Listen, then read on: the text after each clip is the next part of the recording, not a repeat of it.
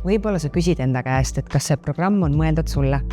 Siin on 5 kõige levinumat küsimust, mida meil küsitakse enne programmiga liitumist. 1. Kas see on ainult tippjuhtidele?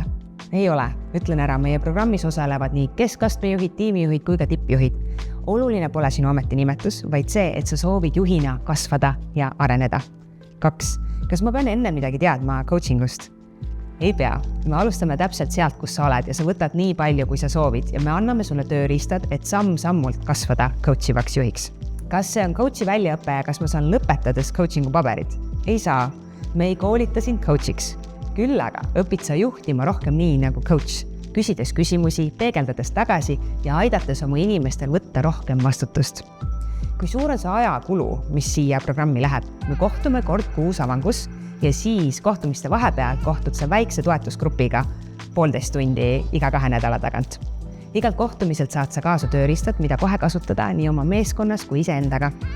Kas sa oled selleks valmis? Ma ütlen, kui sa seda loed või kuulad, siis sa suure tõenäosusega oled.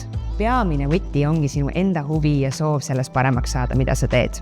Kui sa soovid juhtida oma inimesi, mitte ainult tulemusi ja kasvada juhiks, keda järgitakse mitte sinu tiitli pärast, vaid sinu enda pärast, siis see programm ongi mõeldud sulle.